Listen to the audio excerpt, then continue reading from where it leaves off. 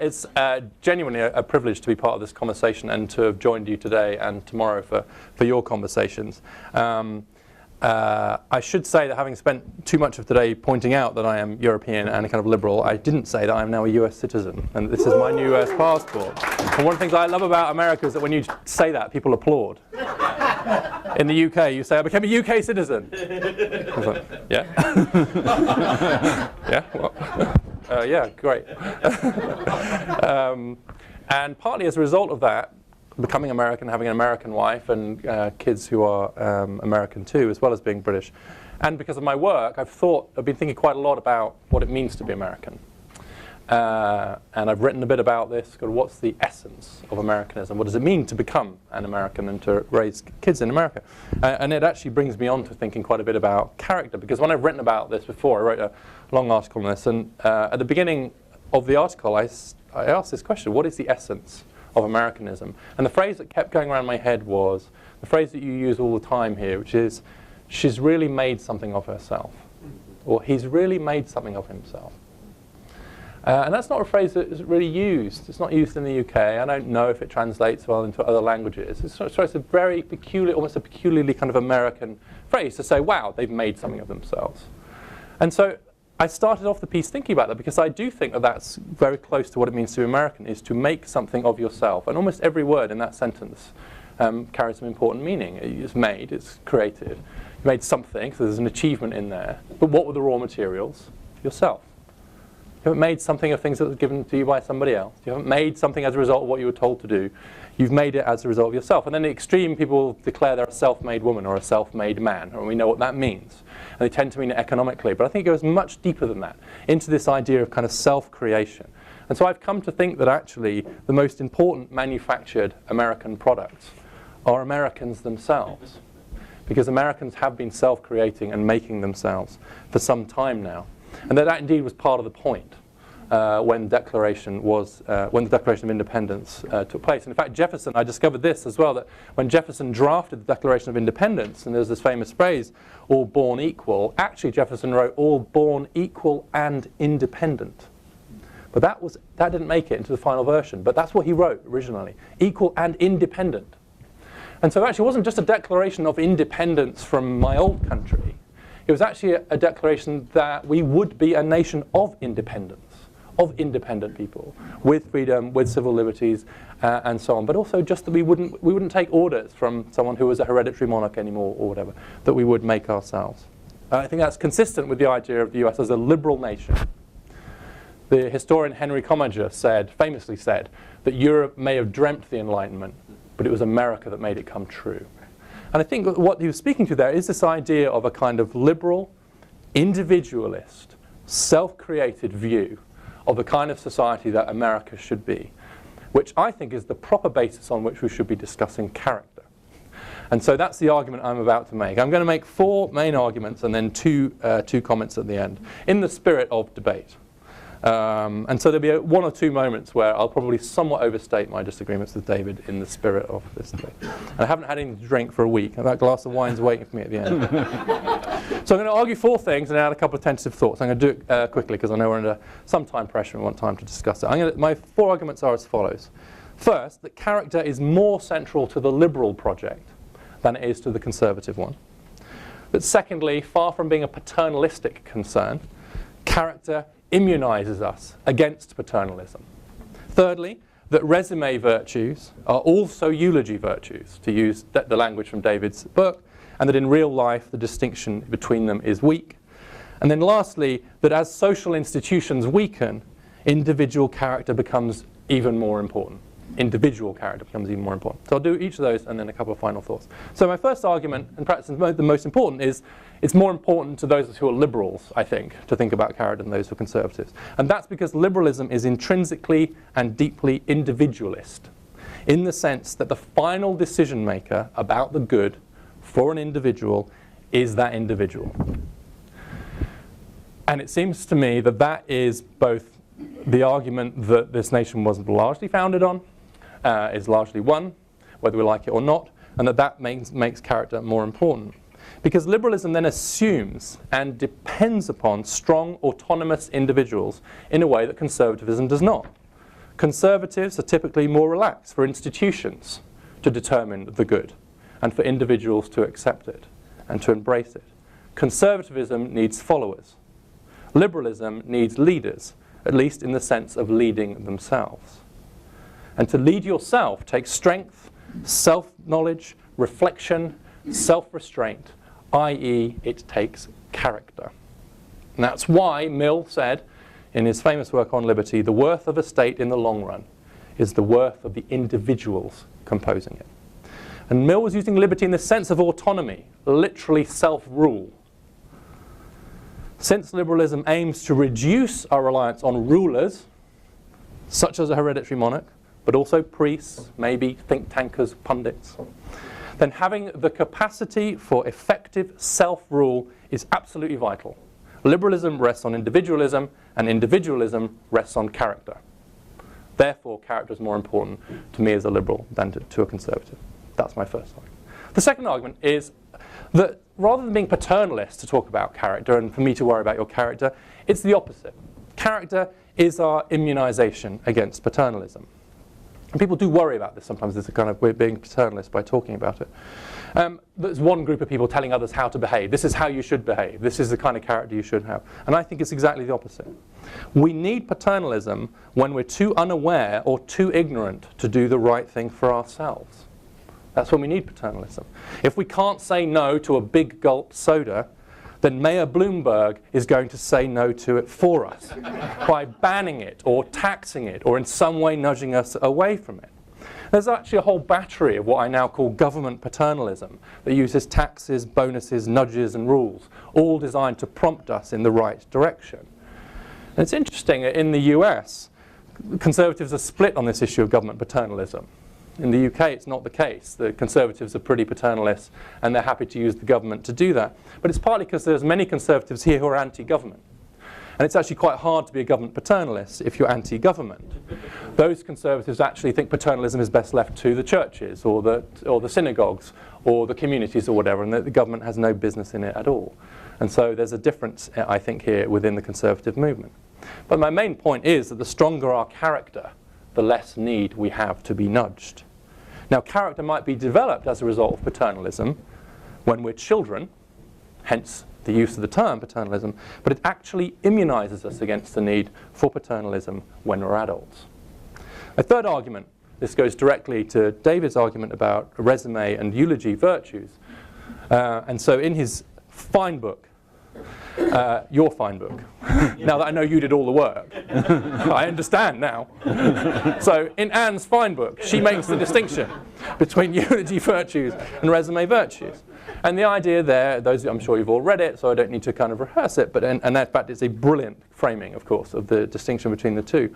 But I actually think that those individualistic virtues, the resume virtues, are in fact central to the success of social institutions and solidaristic relations that actually conservatives tend to value. And rather than one set of virtues that applies in one sphere, the resumes ones, the ones that are going to make me rich and successful, and another over here, which are going to make me a good father and a wonderful community member, I actually think that typically those virtues will apply across spheres. And I think that's a matter of both fact and principle. In fact, in real life, being a hard worker, or being able to restrain your own desires, is valuable not only in the labour market, but also when you get home and try to raise your kids and make your marriage work. As Teddy Roosevelt put it in 1900, as a rule, the man who is slack in his studies will be slack in his football work. It is character that counts in both. And I would add to that perhaps parenting and working as containing similar virtues that are required. And take marriage and parenting, an area that I work in quite a lot, as an example of that. Right now, marriage and engaged parenting are strongest on average among highly accomplished, successful people, those who are strong in resume virtues, and actually weakest among those who did worst at school and are struggling in the labour market. Now, of course, people can, as somebody said earlier, you can get straight A's and flunk at life. But as an empirical matter, it looks like they don't, or at least on average they are much less likely to. And then in practice, these two things tend to go together. think it's an empirical fact it's not true that they separate. And then in principle, I don't want them to separate. I think we should see this transferability of these character strengths as good news. Indeed, the word integrity has the same root as the word integrated. The whole point is that how we act in sphere A is how we act in sphere B. The character strengths we take to our workplace are the same as those we take to our church and to our family. My last argument is that as social institutions weaken, family, church, etc., that makes individual character even more important. And I think it's largely true, although there are huge class differences, as I've just alluded to, that the social institutions that once guided people, the social scripts that were provided, have weakened. I think this has largely been inevitable as a result of recent history. We'll see what happens in the future. And I should be honest and say, as a liberal, largely welcome. Because as a liberal, I'm concerned that the role that institutions can have over individual freedom. As Isaiah Berlin, the great 20th century liberal, said, I can be deprived of my liberty at the hands of my friends and family, as well as at the hands of the state. At the end of the excellent film Boyhood, I think it's Jason who's the main character. He's bowling with his father and his sibling. And he's young and he keeps missing. He wants to put the bumpers up, right? That come up the side of the bowling lane. Am I getting the terminology right? Yeah. Lane is right, yeah? Lane. The thing, yeah? Yes, lane, right. 5 years in, still struggling. Got a passport though. And his father won't let him. He says, no, you can't put the bumpers up. You've got to keep doing it. He says, son, you can't put the bumpers up because, son, life don't give you bumpers. And so it's a kind of lesson he's kind of teaching them there. And I sort of think that that's increasingly true for a lot of people, is that the bumpers aren't there in the same way they were. There were social scripts, there were guide rails. It was if you did this and did that and did that, you'd basically be okay. You had institutions that would keep you in the lane. And I think the bumpers have been lowered for many people.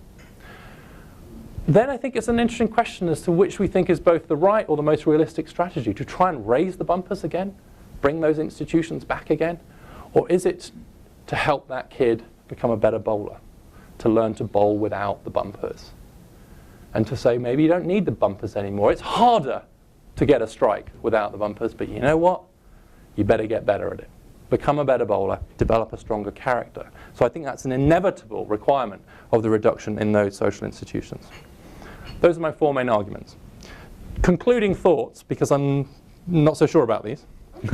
Honestly, I'm not sure about half of this, but I did want to put these on the table in the purposes of our conversation. The first one is that strong individuals, I've argued, are the best defense against paternalism, but maybe they're the best defense against populism as well.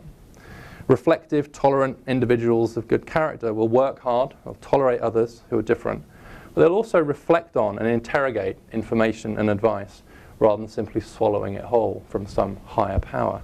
And to that extent, the rise of Trump might demonstrate the fall of character. The last point I'll make is that, and it's actually a point that David's made before, so I'm going to make it just to steal it from him in case he was planning to make it. But it really struck with me in all these debates is that sometimes, and particularly from when you're talking about it from a conservative perspective, all this talk about character can sound a little bit joyless. Yeah. You can see why, given that part of the point here is to guard against an anything goes hedonism. To conservatives, liberals can sometimes sound as if they're saying, if it feels good, just do it. And I can tell you from personal experience, that's terrible advice. And most of us probably learned that the hard way. But on the other hand, conservatives, with their emphasis on abstinence and temperance and self-restraint, can sometimes come across as if they're saying, if it feels good, don't you dare think about doing it. And that's pretty bad advice too. And although I don't think Oscar Wilde will necessarily be the person who many people in this room will be turning to, Oscar Wilde did say that the only way to rid yourself of temptation was to yield to it. And whilst again I wouldn't follow that advice all the time, I am going to have that glass of wine now.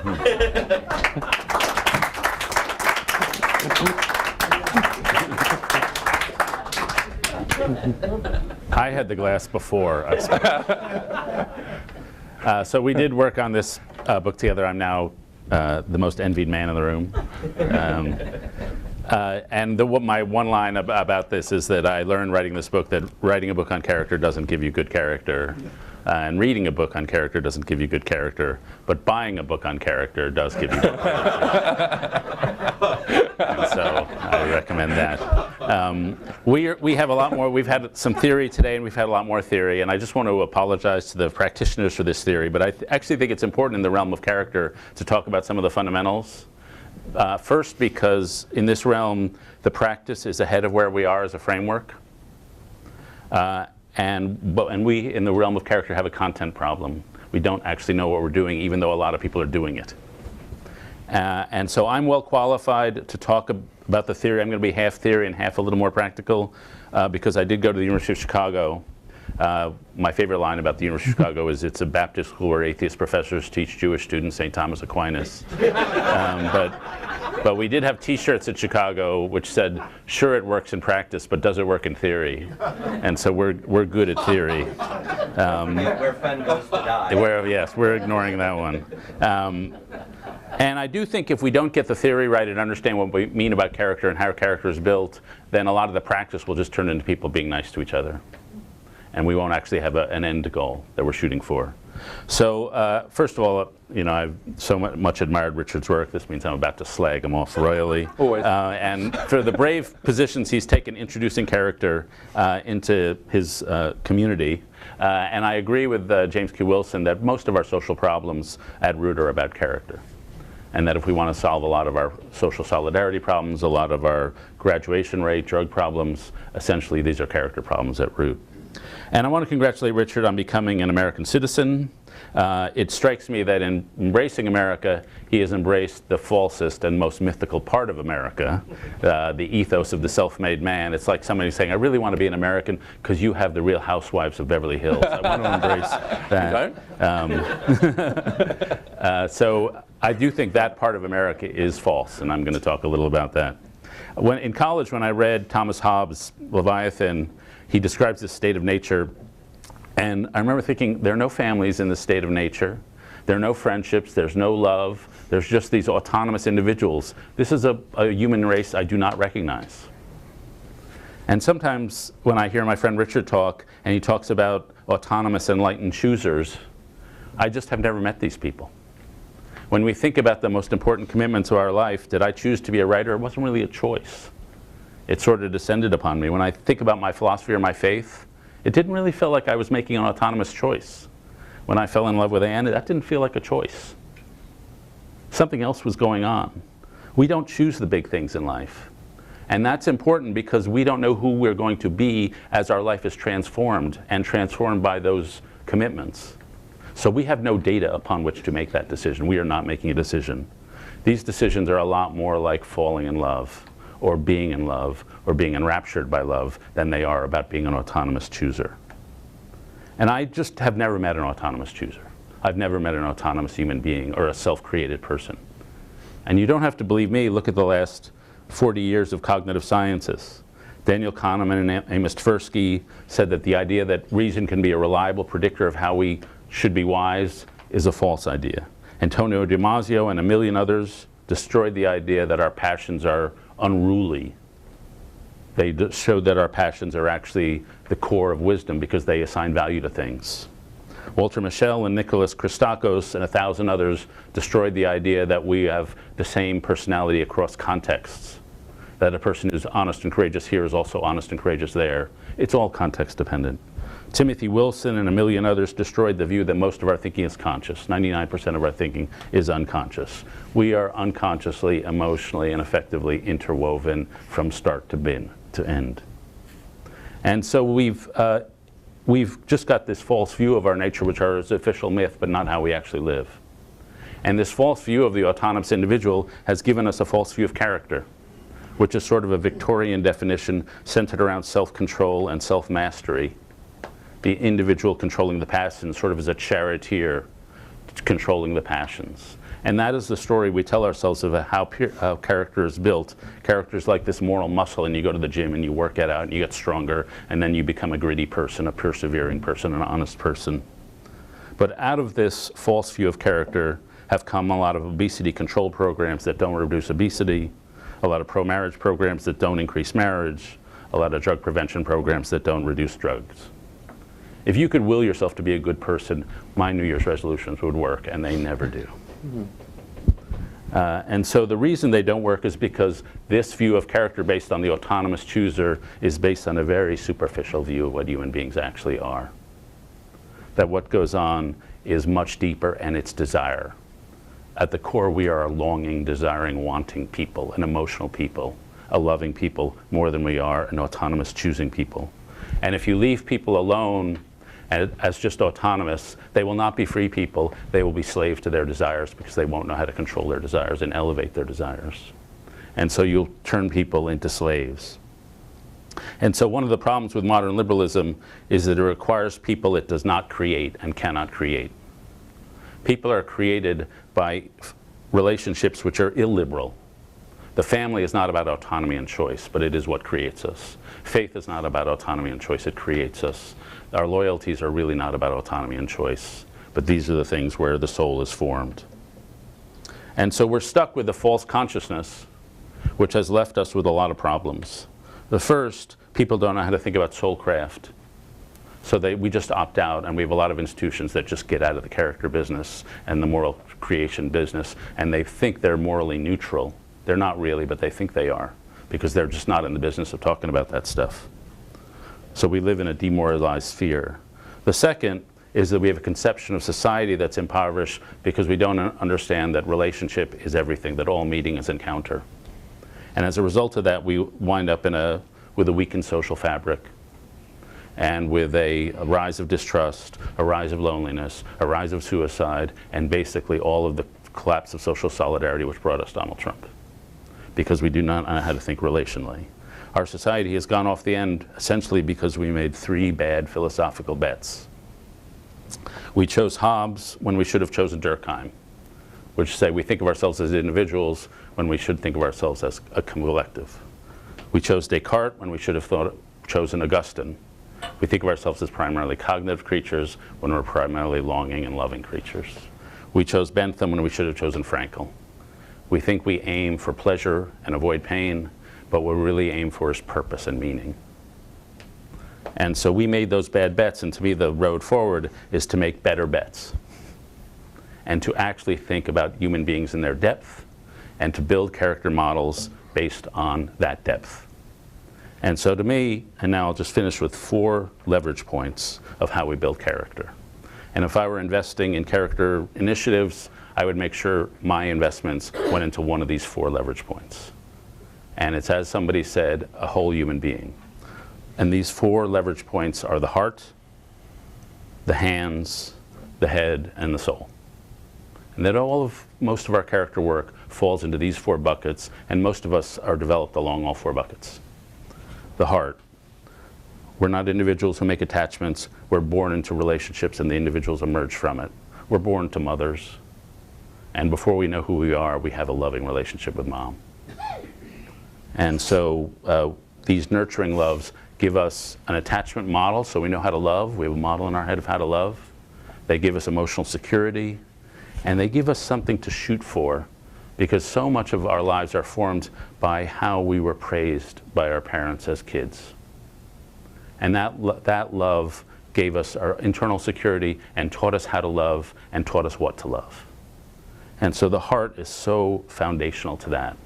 And once we have the love of our parents and our family, we have the love of our friends. And we test those loves as we mature and grow. The second is hands. When we have our attachments, which we're born into and we're enmeshed in all our lives, we don't just want to have attachments for their own sake, we want to do stuff with them. And so we train ourselves to have skills so we can work together and deepen our attachments through common projects. And this is where the performance virtues come in of grit and self-control and thrift and modesty.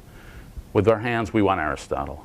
We want to have habits that will give us muscle memory, and so we can go out and do things. We were at a conference with James Hunter at UVA a couple weeks ago, and a teacher pointed out that when we have a fire drill, you don't just say, oh, here's what you're going to do when you have a fire drill. You get your ass out of the seat and you walk out of the school. And that's the kind of habit formation of actually training your hands and muscle memory. The third is the head. At a certain point, you're going to have all these commitments in your life, and they're going to conflict. And you've got to know which love is higher than the other, which should take priority than others. And that's why an intellectual component is so important, to have a moral worldview, to have a set of criteria. And universities can teach the moral worldview of Christianity, of Judaism, of rationalism, of Buddhism. But these are all moral traditions that have a criteria for what's higher and lower. And so we can teach exemplars. We can teach the meanings of words like grace, sin, and redemption. And this head training is an important part of moral formation. And then the final is the soul. And this is the most important one, and it's the one we do least. There's a Nietzschean saying that if you have a why, you can endure any how. That if you have a telos, then you can get through all sorts of crap. My son was in the Israeli army, and he went through all sorts of garbage, but he knew why he was doing it. When he has no telos, the slightest thing throws him off. And so the soul is filled with yearning for a telos. The soul tells us what ultimately we're here for. And so training the soul with transcendent experiences, with spiritual differences, with experiences of grace, arouses moral longing. And what the soul does is long. It has this hunger for meaning. I've never met anybody who didn't want to be a good person. And so the metaphor I use in my speeches is that there's like this reclusive animal that's a part of us, that's the part that doesn't care about Facebook likes or money or popularity or status. It's the part of us that wants to be connected to an unconditional love, transcendent truth, and a sense of calling and goodness and beauty, a moral beauty. And that part of us is often hidden from parts of our lives because we're busy in our 20s and we're working on a career and we're building a family. But then there are moments when suddenly that part of us, and I think of it like this reclusive leopard, comes into the room. Sometimes when something really bad happens to you, sometimes when something really beautiful happens to you and you're aware of grace. And sometimes, as our friend Christian Wyman puts it, when you wake up in the middle of the night and your thoughts come to you like a drawer full of knives. You just have one of those bad nights. But then in every life there's a moment where the leopard comes and sits in the living room and he just asks you for your justification. What were you put here on earth for? Who are you serving? What's your call? And the people who haven't thought about those questions become aware of that fact. And they feel the emptiness. And the soul has to be trained and prepared for those ultimate questions. And so the final point I would make is character. James Q. Wilson said this in his book, The Moral Sense. Character emerges through commitments. Life is a veil of promise-making. We make a series of promises as we go through life, and character is the act of living up to your promises. It's being faithful to your commitments, to your faith, to your family, to your friends, to your job, and that every time you break a promise, you weaken your character, and every time you fulfill a promise, you make it a little stronger, and you form yourself into something good. And so we may think, and we go through life thinking that we are self-created, but we're not. We're infused by these commitments, we're infused by these attachments, we're formed from the heart in and the soul down. And to think of us as autonomous choosers is just to get us wrong.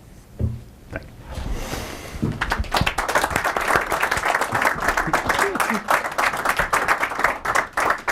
Great. How long have we got? Do you just want us to? Yeah. So can I just interrogate you on a couple of those things? Because I suspect that, as so often with these things, we'll end up, I listen to most of what you're saying, and I think I can accommodate it largely within my view of character, but let's try. Let's talk about this issue of commitment, right? Not least because you're writing your next book about it. Because I've thought quite a bit about this issue of commitment. And I agree with you that character comes through your commitments. But I think that our commitments do have an element of choice in them. And so I think we're now at a kind of point where what we need is more commitment, but it's going to be chosen commitment, whether that's marriage or parenting. So it's true we don't choose our parents, but we do choose what kinds of parents to be. So you don't choose to fall in love, but you do choose what to do about the fact you've fallen in love, right? And you can choose not to do something about it. You can choose to pursue it. You can choose to marry it. There's a whole series of other things that that come along, and you can choose what kind of parent to be. You can choose whether to remain in your marriage. You can choose whether I go home to my kids or whatever. So I'm trying to reintroduce a degree of choice to your idea of commitment, right? No one makes you get married anymore. No one makes me look after my mum. There is no law, although some states have some laws apparently, right? Where it's kind of, I call it the you have to look after mum law. Right. Kind of legally, but actually most places don't do that. Most places will not insist that children look after their parents in the way that they do insist legally that parents look after their children. So to that extent, it is chosen commitment, right?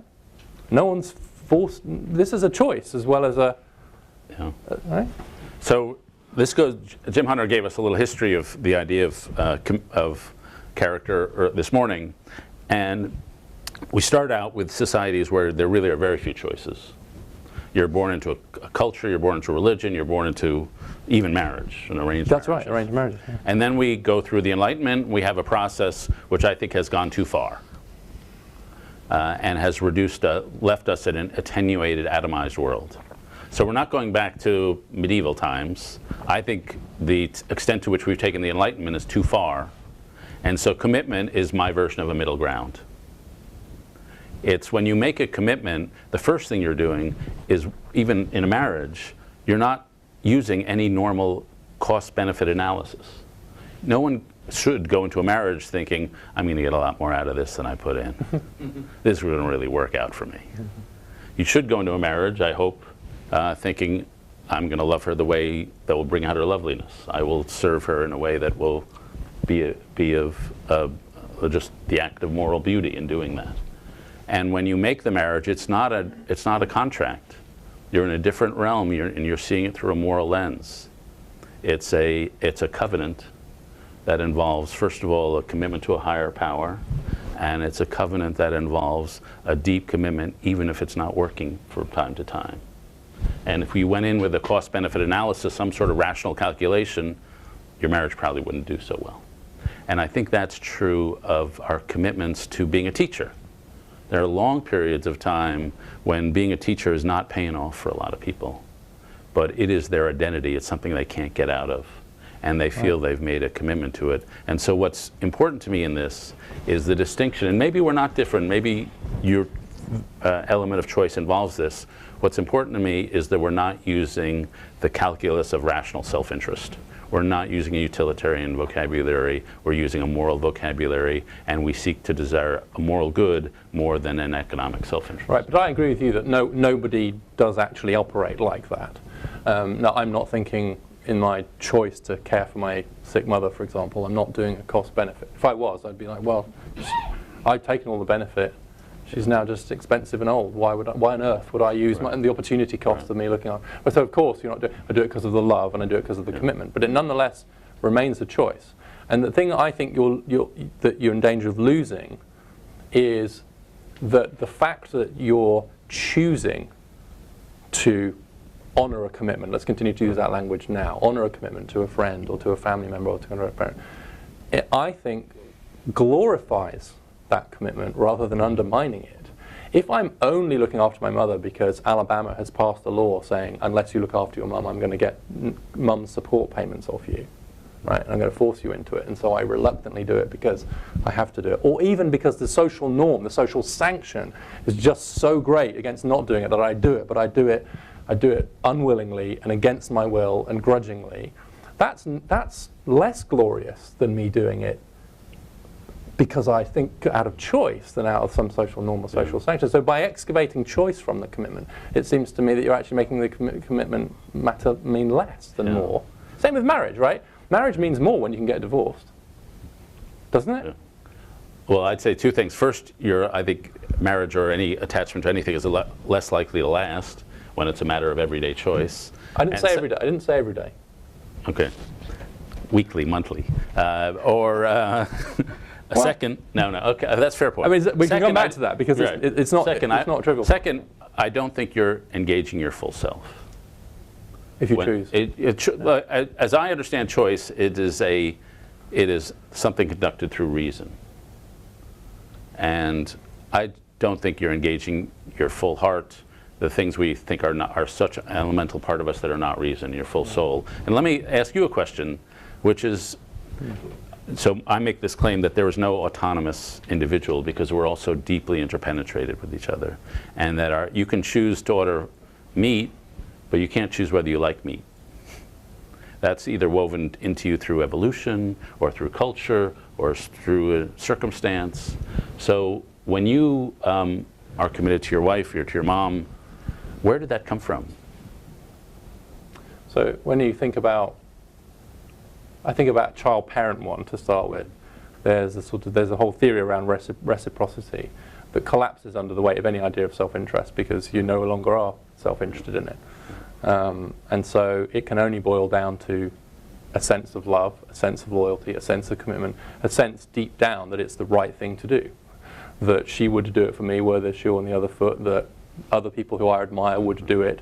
And the test I would use of this is, what would I think of a friend whose mother was dying, who said, well, I could go, but it's not worth it, she's dying anyway, and I've got a big meeting in Chicago with my company, right? What would I think of that person?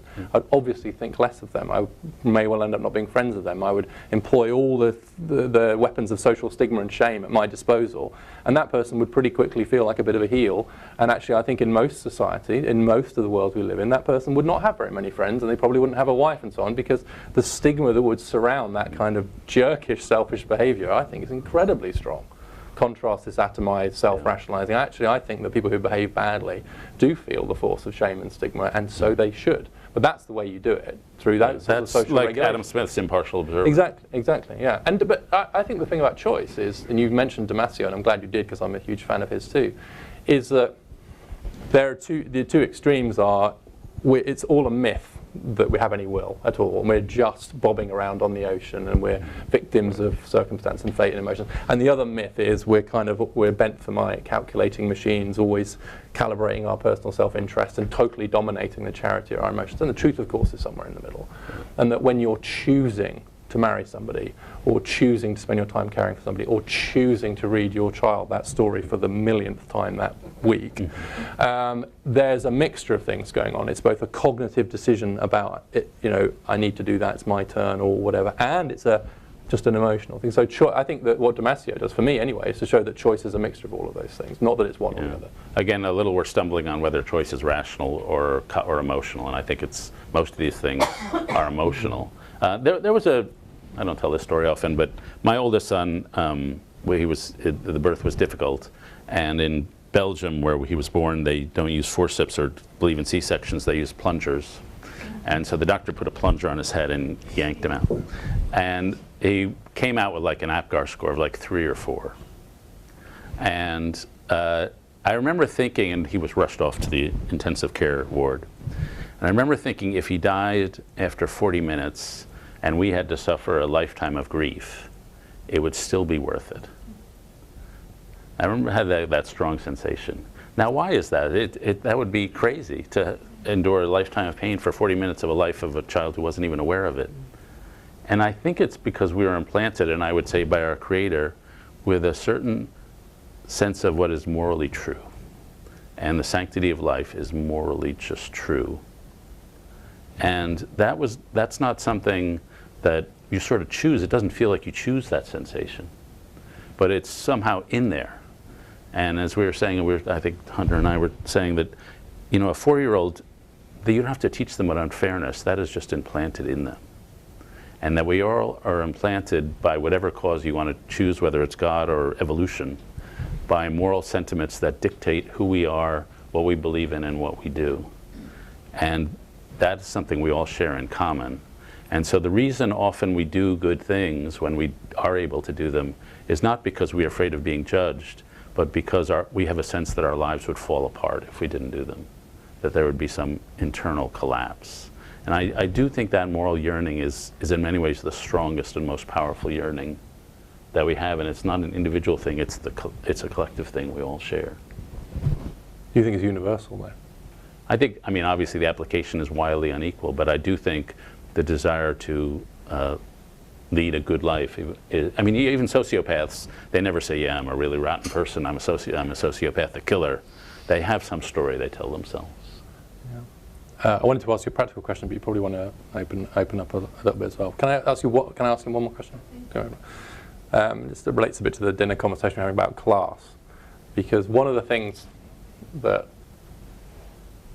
I think I observe, and I wouldn't say any more strongly than that, is the people who most strongly embrace a sort of autonomous self, liberal view of the world, let's use that shorthand for now, individualist view of the world, at least in their working lives and so on, are also the ones that are marrying and raising kids, and they're, the American upper middle class are very liberal on some issues, but their communities are dripping in social capital. They're incredibly engaged with their kids. College graduate mums now take more time off to be with their kids and so on, because they're investing in it. And so, on the face of it anyway, when you look at it through a class dimension, it's not clear to me that the idea that the embrace of kind of liberal, let's quote liberal philosophy, which I think is stronger at the upper middle class, does lead to the sort of collapse and atomism that you're talking about. In fact, on the face of it, you could even argue it seems to be the opposite. And if you go internationally, you take incredibly secular societies like Scandinavia, where there are unbelievable levels of social capital and honesty and interpersonal trust and so on and so on. So just as an empirical matter, it doesn't look as if the societies or communities that have embraced a quote liberal ethos are the ones that are going to hell in the handcart. Yeah. Does that do any damage to your argument? Yeah, first of all, you made the point that the people with the strong resume tend to have the strong eulogy. Yeah. And I wanted to grab you by the hand and walk you over to Wall Street, where they have a lot of people with very strong resume and not always strong eulogy. All right, that's not a very big end, though. I mean, fair enough. But the second thing, and I sort of agree with Charles Murray's point, which is that we have a lot of people who talk left and live right, if you want to put it in those terms. And I wrote this book called Bobos in Paradise about this upper middle class. And people will wear the hippie Peruvian fabrics, but they live lives that are Ozzie and Harriet lives. And that's just that their value system is not in tune with what they say they believe. They live differently. And that's in part, and here's something we should get to, because I do think this is one of the things Richard has done very well, is we have this stupid debate between the left who say poverty is the result of culture and behavior, and those on the right who say it's the result of economics. And the elemental fact is it's the intertwining of both. Yeah. And so the other advantage people in the upper middle class has, it's a lot easier to be wholesome and good when you have these financial cushions, or as Robert Putnam has shown, the average college-educated parent is investing $5,200 per year per kid in extracurricular activities. Yeah. And that's obviously something working class people cannot do. And so with the poor, it's not to me it's nonsensical, and I think you've made this point a million times. It's nonsensical to divide out behavior from economic stress. Yeah. And so understanding the interplay of those two things, putting character into debate, which a lot of liberals resist, and putting money into the debate, which a lot of conservatives resist, is the one part we completely agree on. Yeah. The one word we haven't mentioned so far, but just occurred to me listening to you, is the word hope. And I think that does speak to this. There's recent more work from Case and Deaton on the kind of deaths of despair stuff, kind of suggesting that there is a relationship between kind of economic prospects and early deaths and so on. But my view about it and my reading of literature is that it's not what your current economic situation is, it's more what you think your future situation is going to be, or what you think your kid's future situation is going to be. So it's more of a kind of forward-looking issue. And you do see, and there's this huge gap now between black and white optimism and pessimism, for example, now. So low-income whites in the US are incredibly pessimistic about the future, as opposed to low-income blacks who are much more optimistic, because the relative benchmark is different. And so actually, and I really struggle with that, because you want people to have hope. And hope, to put an economist, how you say hope is one of the things that makes it irrational to invest in human capital now, because you're going to get a return on your investment. Or you could just say hope is good. Yeah. But on the other hand, for some of these people, hope is almost unreasonable. Yeah. It's interesting how we speak in such different languages. So you speak in language of John Stuart Mill. I speak about love, and so in hope, I would not use the word hope. I would use the word soul. What the soul longs for is a telos, a purpose, an end. And what the soul knows is that we hope, those who believe in the soul, that life has a happy ending, which is not necessarily having a great career, but is a ultimate salvation. And so to me, I do think we have a telos crisis in this country. that we have done a poor job of communicating to adults and to children what we're all here for. And without that, when something goes bad, especially in their 20s, they completely fall apart. And so when I use the language soul, and I would express it in a little less worldly terms than you, I think, and maybe in ways that I could never put in the New York Times. But I do think cultivating that spiritual sense of what the soul longs for and where the soul is headed is, to me, that's how I would phrase hope. And obviously it's elemental if you're going to survive any sort of setback. Yeah.